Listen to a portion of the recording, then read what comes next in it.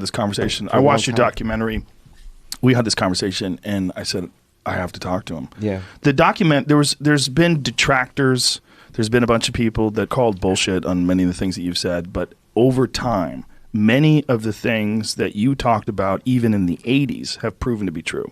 Things that people said were not true were proven to be true. Element 115 was one of them, right? Right. Element 115, the fuel they had, was stable. In other words, it didn't decay. It wasn't emitting radioactivity. When they synthesized 2 or 3 atoms of the 115, it did decay, and it was not a stable element. So they're kind of two different things. But this is kind of typical. Elements always have, or pretty much always have, stable isotopes and unstable isotopes. Like I think cesium has like 30 unstable isotopes to it. So, hydrogen, for example, you're familiar with hydrogen gas. It's stable. It's not radioactive. But there's also 2 other types of hydrogen, deuterium and tritium. And deuterium isn't radioactive. It's another stable isotope of hydrogen. But tritium is radioactive. Now, they're all hydrogen, but they just have different amounts of neutrons. So it's the same thing with other elements and element 115. Depending on the amount of neutrons it has, designates the isotope, but it's 115. They will continue to take or experiment and try and make 115 at different isotopes, and I'm sure eventually they'll come up with a stable version, but it's the stable version that has the properties that we're talking about. So they somehow or another had acquired a stable version. Did they say that the stable version had come with this craft? Yeah, it absolutely came with the craft, yeah.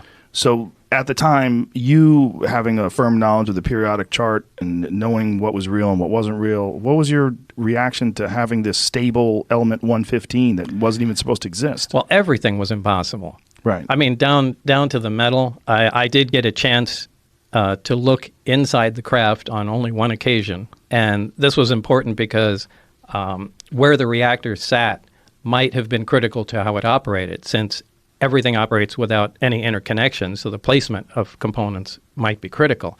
So they allowed me to go inside and look at it. Again, I forgot where the hell I am. So you're going into this craft, and what are you thinking when you're inside of it? Like, what are you seeing? It's a very ominous feeling because there are no, first of all, everything is one color. It's like a dark pewter color, and there are no right angles anywhere. It's as if somebody took, I've said this before, somebody took a model and fashioned it out of wax and then heated it just for a short time so everything melted. Everything looks like it's fused together. Everything has a radius of curvature where 2 items meet. It's a really weird looking thing. But there was almost nothing other than a small foldable hatchway that looked recognizable. Everything was really unworldly, to pick on it, a way to describe it. So you get inside this thing, and it's designed for something that's much smaller than a human being. Yeah, you can't really stand up till you get to the very center of it. And how tall are you? I'm 5'10". And what do you think this was designed for? I'd say something close to half my height. Wow. So these little 3-foot tallish creatures. Yeah, and the seats were small too. I mean, obviously it was made, for something small. But there is no, there's nothing else in there. There's just seats, the reactor, and some of the subcomponents. There's no control panels. There's no bathroom. There's no decorative components or artwork or anything that you would recognize or trim. I mean, it's just a very bare bones thing. You're not seeing any screens? Well, there are archways around it that are part of the superstructure, and that one of the archways can become transparent. When I was in there was another group working on one of the archways, and you could call that a screen, more or less.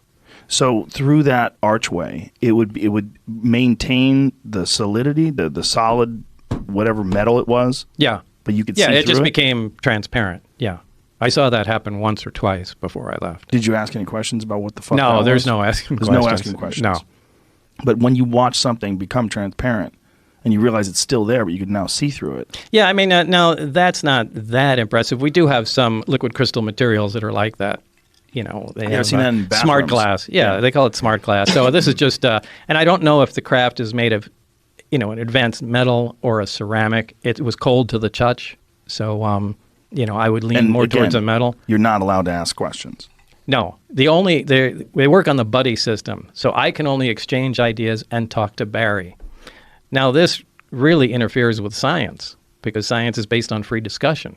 And ideally, you get a bunch of guys together, exchange ideas, work on problems, and that's how things move forward. But they're so over the top concerned about security, they split everything off, and everybody becomes stagnant. It just destroys any of the progress you can make, or at least makes it go so slow. I think they wind up shooting themselves in the foot. Which is probably why they arrived at this bottleneck that they needed to get this madman with a jet-powered Honda to come in and see what he could do. I think that was an act of desperation. I think they wanted someone that thinks out of the box and let's just give this guy a try here because Right. they weren't, and they might have done this 4 more times since, up to the point in time today, assuming they're still working.